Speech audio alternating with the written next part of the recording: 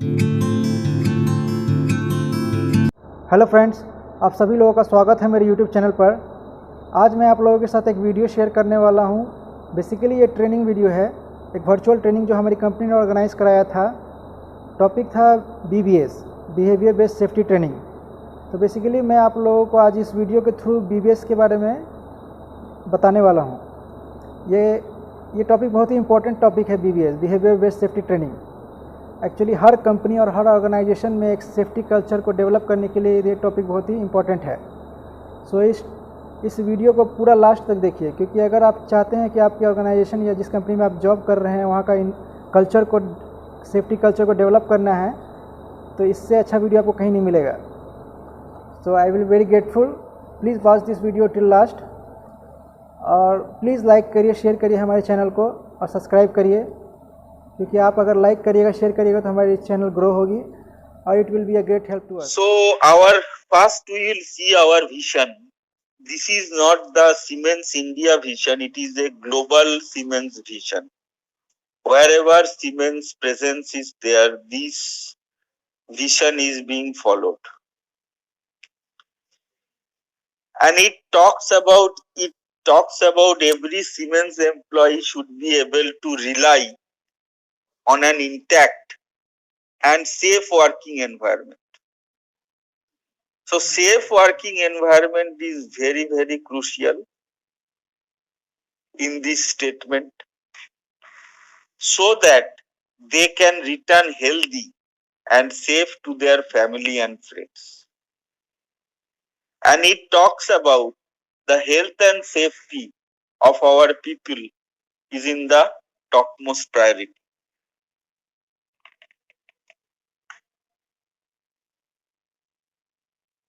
So both the statement, both the phrase working environment, safe working environment, and they can return healthy and safe to their family and friends is very, very important over here.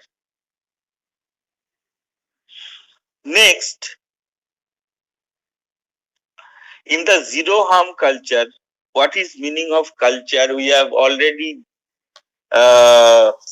talked about the environment, the ambience of a particular thing which influence the behavior is culture, and it is the definition of a culture: ideas, customs, and social behavior of a particular people or society.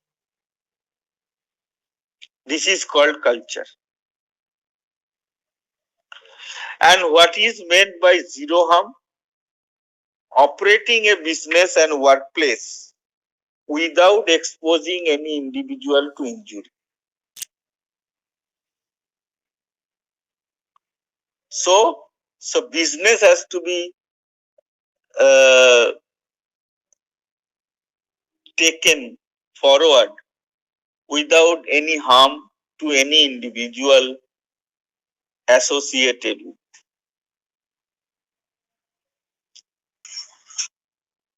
We all believe on the health and safety, no compromise. Deadline pressure, yes. Cost pressure, yes. Compromising safety, absolutely not. Now, can you tell me why deadline pressure is get created? Whether it is because of customer or it is because of it also influenced by our internal process. Why deadline pressure is get created? Which also influence the safety at workplace. Suppose we are in the projects or in factories, we are having some task, some projects we are having, and in the project it starts with L2 schedule, different milestone to be achieved. And in the initial phase we are having mobilization. In the mobilization phase there are design, drawing approval, order placing, order inspection, order delivery, contractor mobilization, everything we have to done. and we have to be ready for execution. If everything is done with meticulous planning and execution in terms of timely delivery of the project with safe execution, whether customer will put pressure on us if we are matching their deadline with meticulous planning and delivery. So in terms of project delivery and in safety, meticulous planning is key for success. And we can overcome this with our zero harm culture, where everybody's contribution is required. And the last point is we take care of each other. Suppose one person is doing mistake and another person is coming to his place and correcting him. In other day, another person is doing mistake and another X person is correcting him. And if it is happen for all employees taking care of each other, whether we need safety officer for policing activity, each place are we require safety officer? If safety is being owned by all individual in our organization, is it required to put safety officer to tell wear safety helmet, wear safety belt, and they should stand as a policeman in the workplace? Is it required? No, sir. And that is the requirement of zero harm culture. While all people will become safety officer and as a flag bearer of safety. Coming to the follow-up, in day-to-day of our work life, we often tell about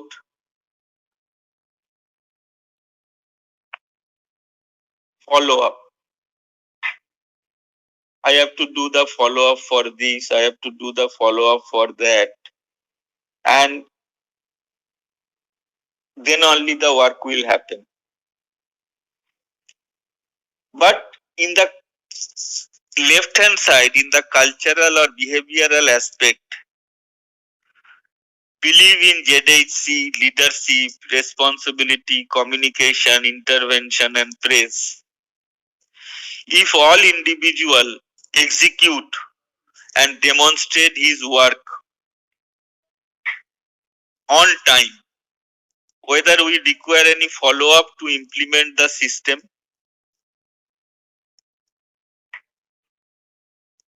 if each individual related to the process, either in the back office, in the factories, or in project sites, demonstrate and execute his deliverables on time and make it happen, whether we require any follow-up action for system implementation in the right hand side. What is your opinion? Or it will be automatically carried out?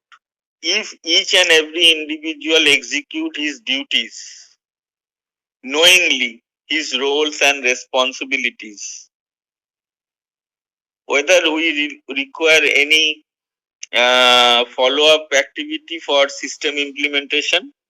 No. And that is actually required for zero harm, for timely completion of our project with safe delivery. Next, there are 5 steps in the zero harm culture, both in cultural aspect as well as in system aspect. So first step is initial, second step is reactive, third step is calculative, fourth step is individual values. So we are in the level of individual values as per as our previous assessment, and it means this level represents an EHS culture which is given by strong individual who take proactive leadership. So it has to be driven by a strong individual. So it is an individual value. And we are in this level 4.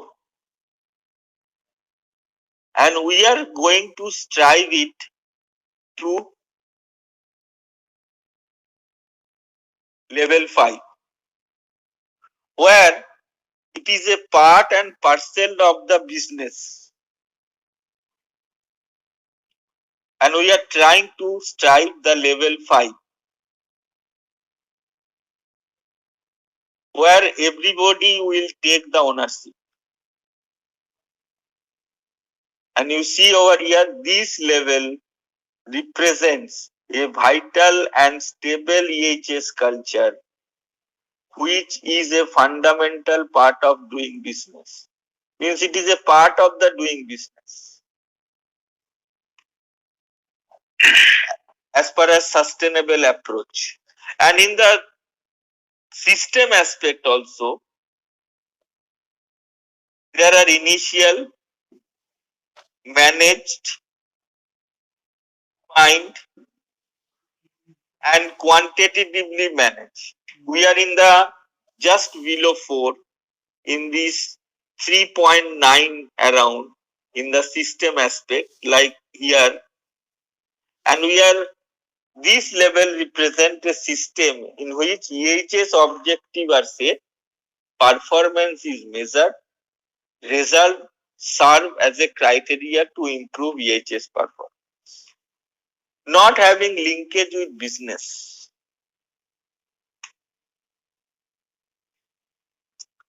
But in the level 5, this level represents a system in which EHS performance and processes are included in the overall continuous improvement process. Means it is as a whole, as a business, as a company performance. So we are trying to reach to the level 5. Next, why house safety? Why food? How food? Now, you have already taken food. I am not taking lunch break is now. Suppose you have already taken food and you are not hungry. And I put a level of biryani in front of you. So whether in terms of your hunger, whether it will make any sense, whether it will have any influence in your hunger? Definitely. You have to test it.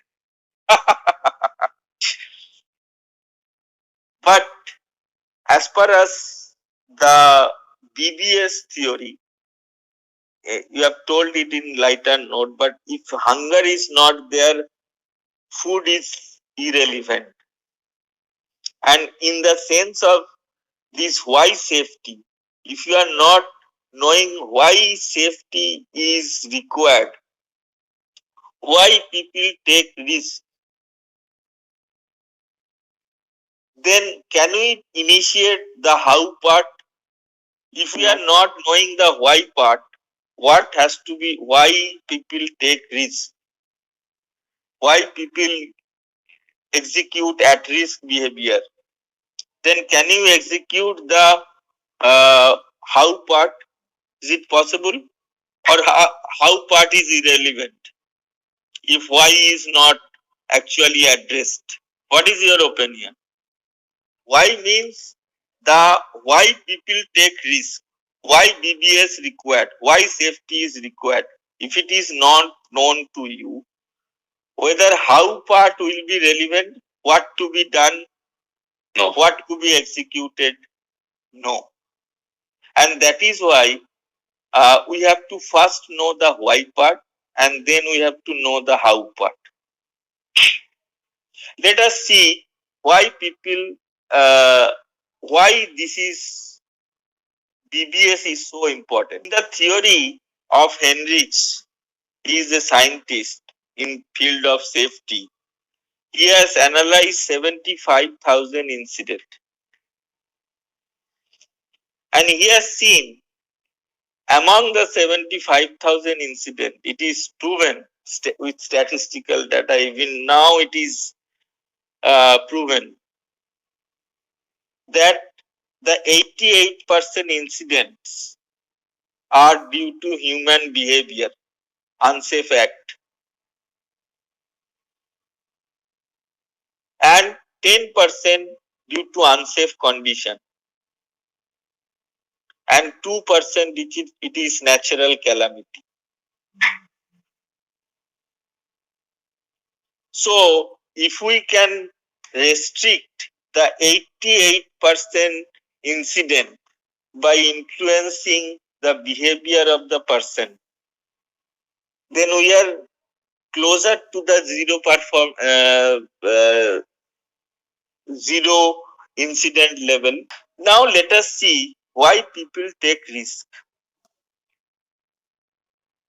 Social and environmental ancestry, where and how person was raised and educated. His background, education. Peer pressure. I can do this job in this time. Why you cannot?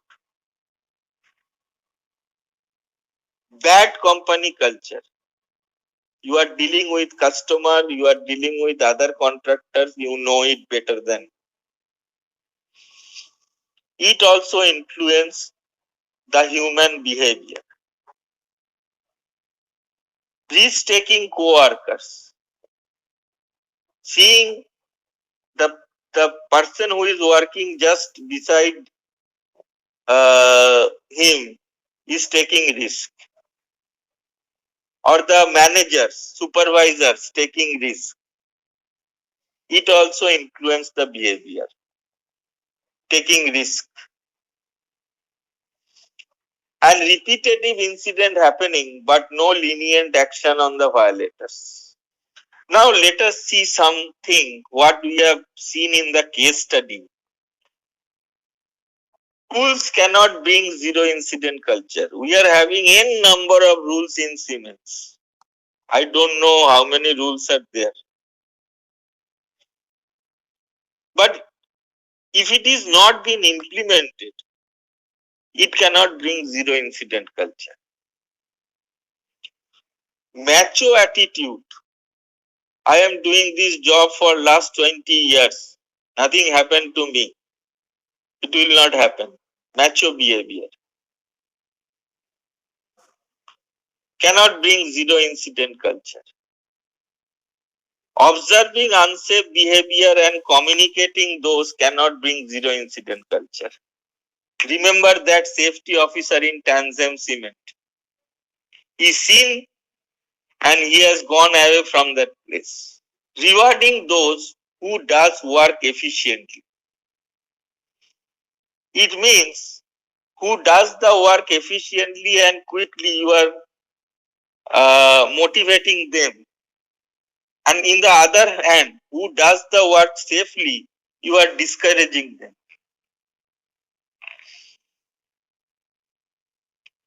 Ensuring self-esteem means, suppose somebody has done mistake. In front of 10 people, you have fired him. From the next day, he will think, this fellow is telling like this. Let us do our job as per our own. So self-esteem hurting, if you hurt self-esteem, it will be you are actually separating yourself from the at-risk behavior people to whom you need your guidance.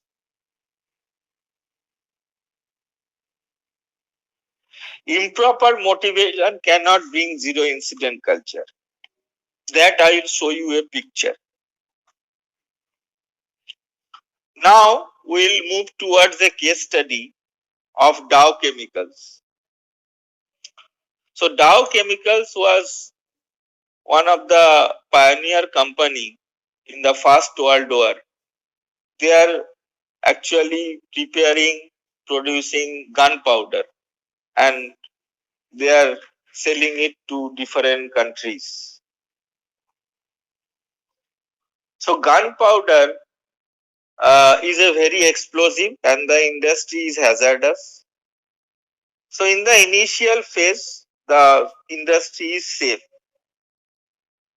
Everybody was executing as per the safety rules and regulations and taking care of each other. But after some time, it has been seen that people are not safe enough. There are lost time injury cases, there are medical treatment cases, near misses, unsafe act. By seeing all these things, the factory manager was very much annoyed because it can lead to a serious incident also. What the factory manager has done, they have shifted the family quarters into the plant premises. It is a brute example. It cannot be happen now, but everybody loves his family. And they have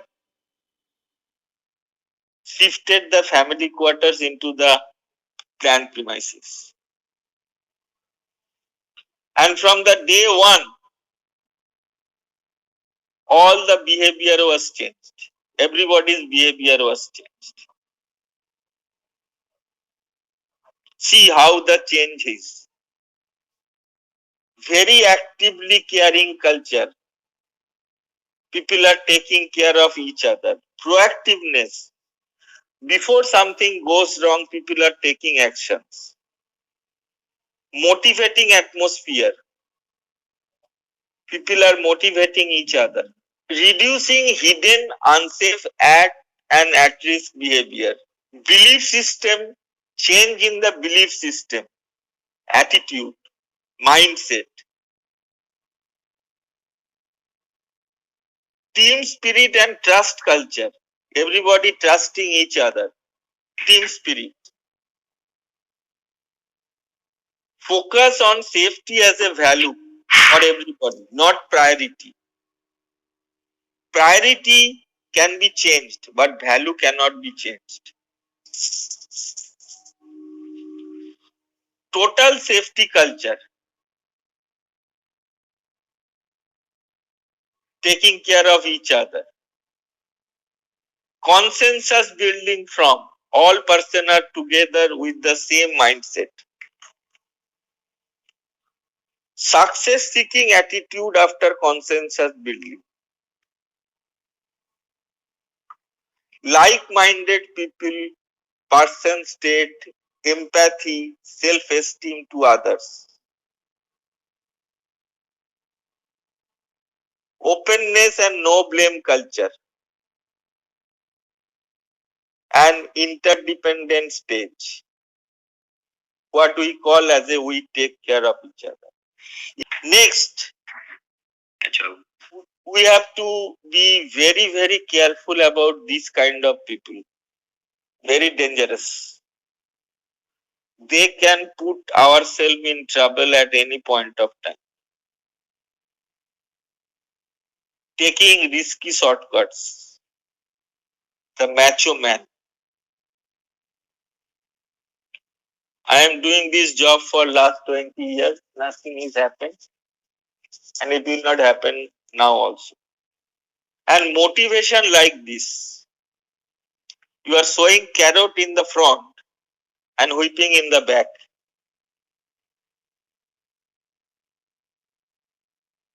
It is a very prominent example of negative motivation.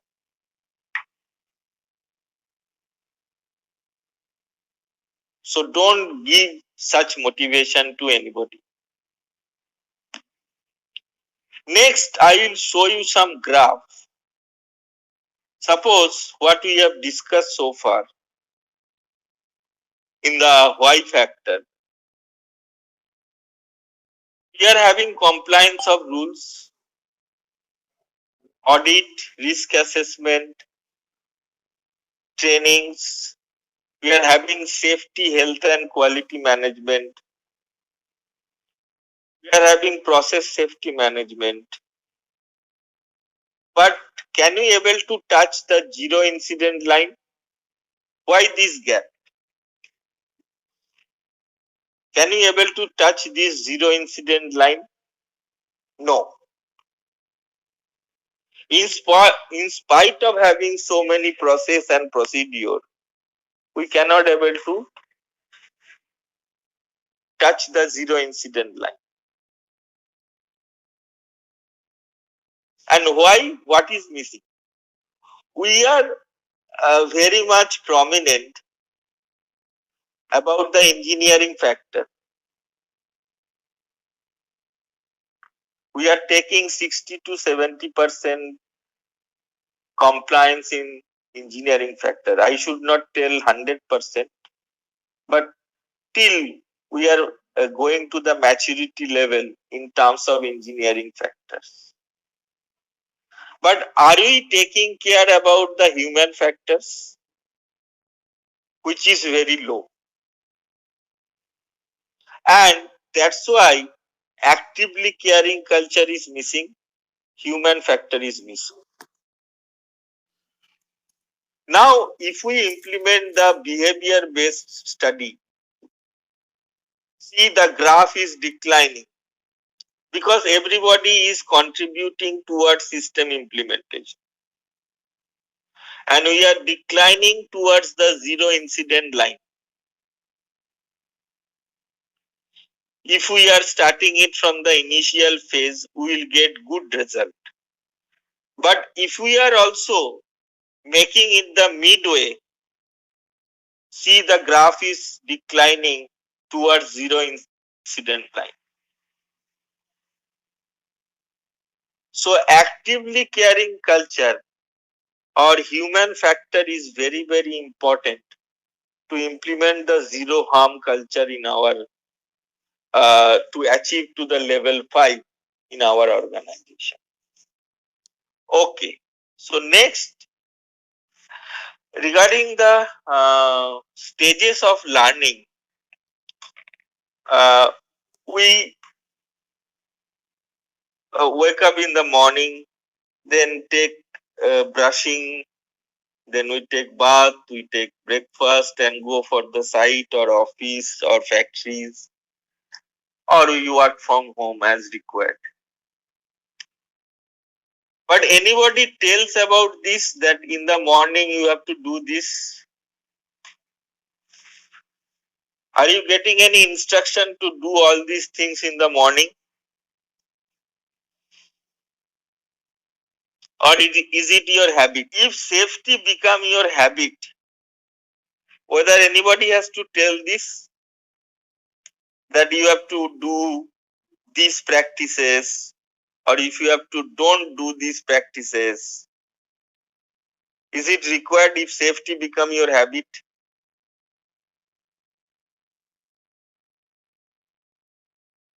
I believe no. Because when it becomes a habit, it is an integral part of your behavior. And it will be automatically done.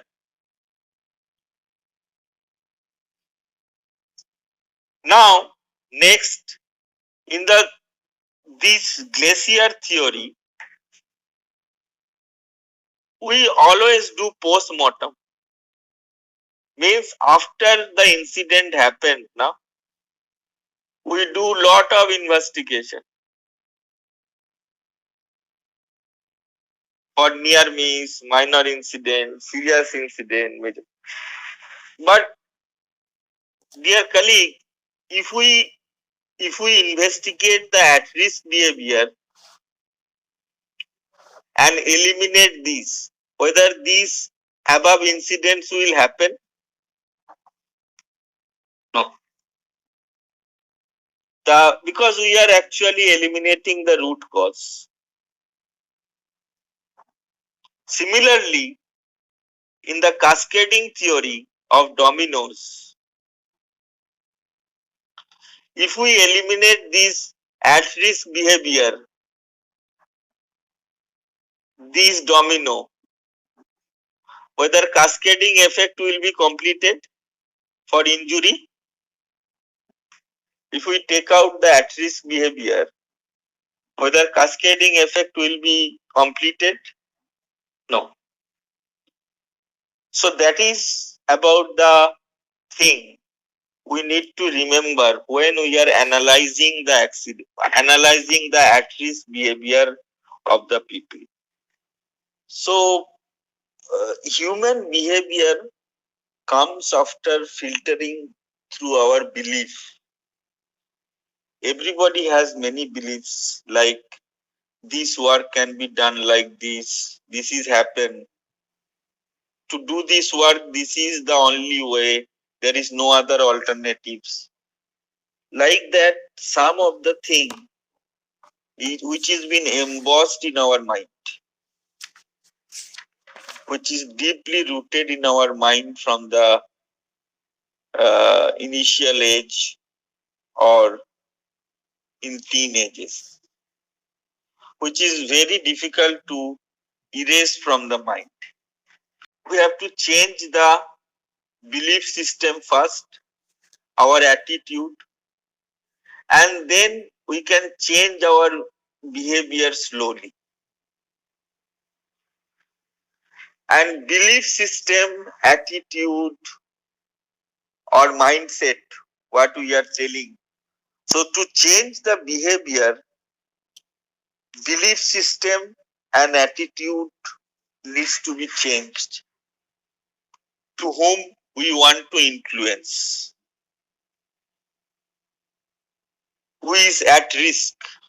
Suppose we are having, say, 100 people in our, or 10 people in our project site.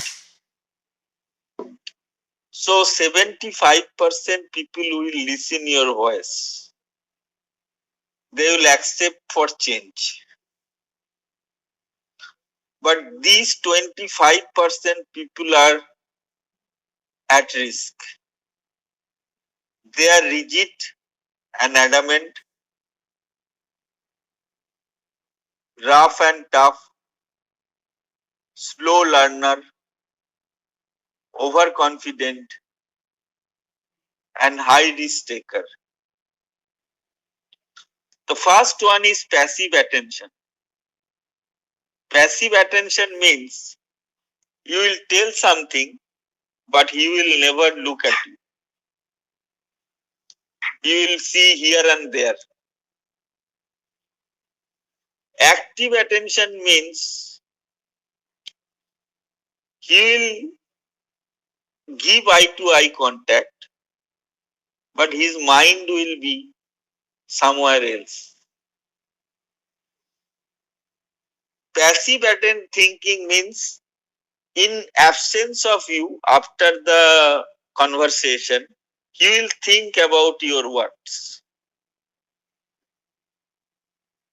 Active thinking means he will give you eye to eye contact as well as he will think about your guidance or your advice. And when they will become in this self observation, or self-correction mode, they are safe. So next, how to make the conversation with these at-risk behavior people. We have to be leading and inspiring. We have to inspire them. Instead of accountability to self-directed responsibility, we have to make them responsible, self-directed. Instead of blaming, we can say, what I can do it for you. Proactive process. Before something goes wrong, we have to undertake the process. We have to give the suggestion for proactive thinking. We have to ask for success seeking, not failure avoiding. So that they think for the success, they think for the changes, they think for their best. Effective conversation, it is very, very important. Suppose you are talking with somebody in phone and he only talks. He will never give you a chance to talk. Whether it will be an effective conversation,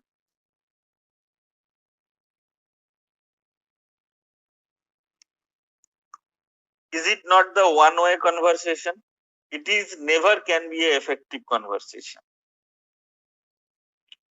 Because effective conversation required 70% listening, 30% talking. If you really want to understand somebody's problem and help him, advise him, guide him, so you have to listen his problem and give the solution. Empathetic listening and platinum rule will come in the later slides. And from independent to interdependent stage, we take care of each other. Boss to supervisor as a facilitator. So you have to facilitate them so that they can change their mindset. Or at the demonstrate safe behavior, the motivation part. But if we can able to change their behavior, the safety will be held as a value. The changes will result. The safety will be held as a value. Individual feels responsible for safety of their co-workers as well as themselves. Willing to able to go beyond the call of the duty and behalf of the safety of the others. And platforms actively caring or safe behaviors for the benefit of others. Dear colleague, whether it is not the zero harm culture, and in the motivation theory, we think that the shelter, the bread and butter and cloth, what we tell in Hindi, roti kapda makan. People think that if we give this thing, it is a motivation. It is totally wrong. So the basic need, as per Herzberg's motivation hygiene theory, the basic need is the hygiene factor.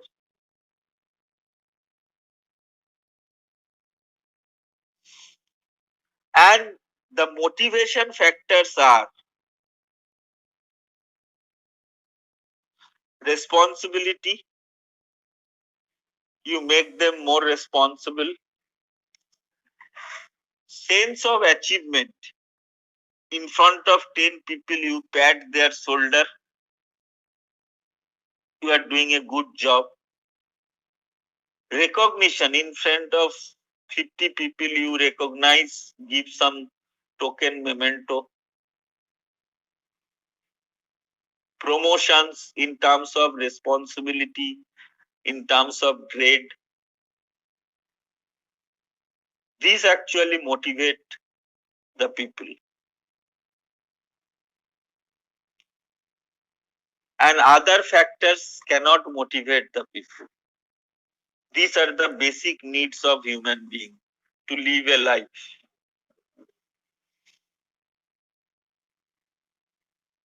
So when we are motivating people, we have to keep remember these points. Now, in the interpersonal skill, when we are talking with the others, first of all, we have to build the trust.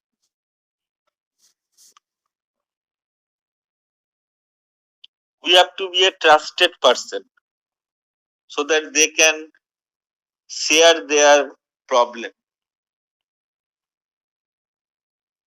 Managing one's ego means we should not hurt the ego of a person, of such rough and tough people. Changing in patience, having patience in changing the behavior. It is not a one-day job, it requires time. Light humor to ensure smooth, positive interaction.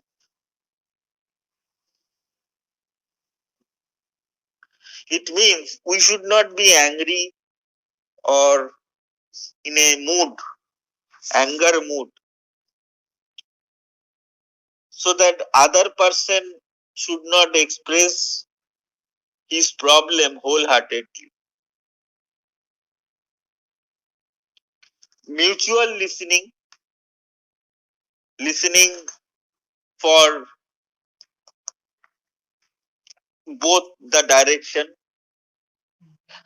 Creating human touch in conversation, like how are you, how is your family, how is your work is going on, you have gone to your native, everything is fine. Like that small uh, quote na, make a lot of difference. Energetic presence, being active, not passive. Becoming a friend, not boss. And relaxing from personal stress. So these are the interpersonal skill when we are talking with the others, the at-risk behavior people. We have to remember these points. Next is golden rules. Treat others as you want to be treated. Is it happen always?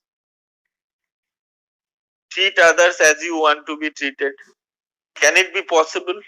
But if you want to convince others, treat others as they want to be treated. Is it possible? It is possible because you are putting yourself into the shoes of others. When you will understand their problem, definitely they will listen your words, which is your first success. But if you try to treat themselves as you want to be treated, they will not listen. But in this case, you are understanding their problem and dealing. And that's why it is called as a platinum rule, and that is called as a golden rule. Both are applicable, but it is superior than the previous one. The problem of boss may not be similar to the problem of subordinates.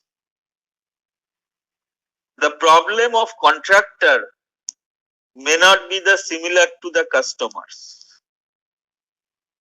So when we are going to deal, we have to understand the problem of others to deal proactively and positively with them. You might have seen people comes to you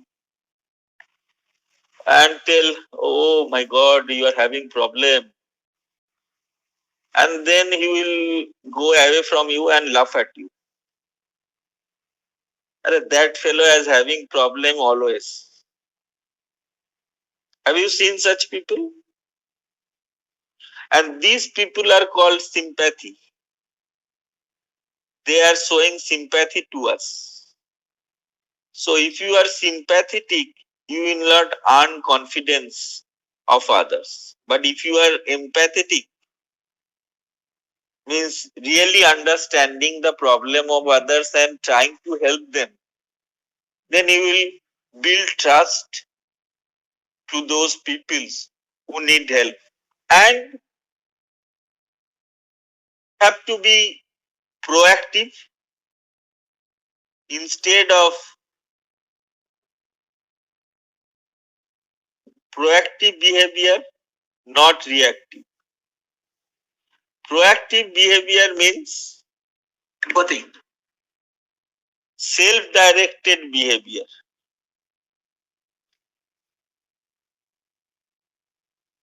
Means before something goes wrong, we have to direct them. So we have talked that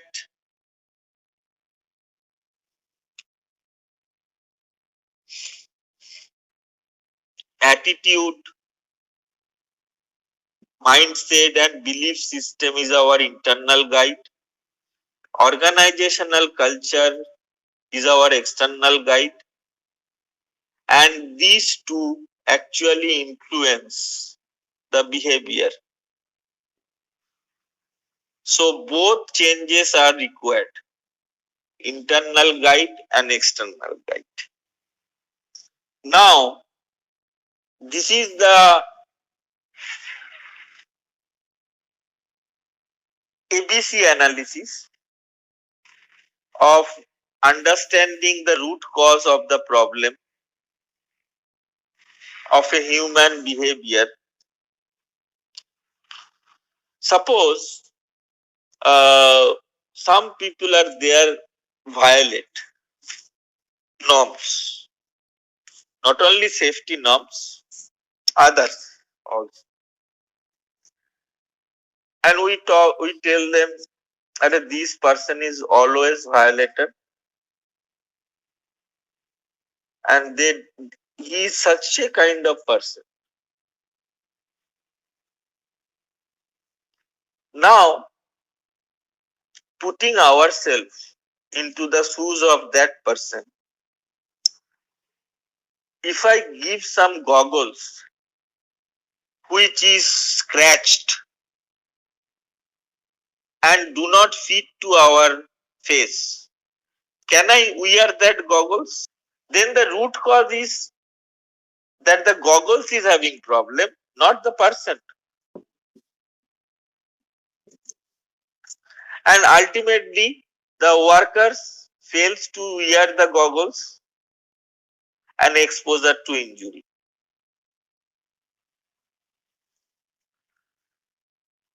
So that's why we have to understand the real cause of their unsafe behavior.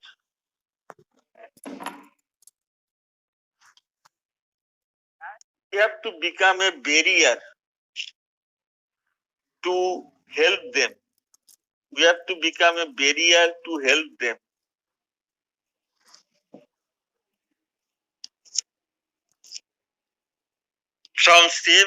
From at-risk behavior to safe behavior. We have to guide and handle them so that they can change their behavior. And at the end of the slide, We have to change their attitudes. We have to change our organizational culture and taking feedback from the people to whom we want to help and cooperatively solve the problem. Thank you for watching my whole videos. Please like करिए, share करिए and subscribe करिए हमारे channel को अगर आपको ये video अच्छा लगे, और अपने फ्रेंड्स के साथ, फैमिली के साथ।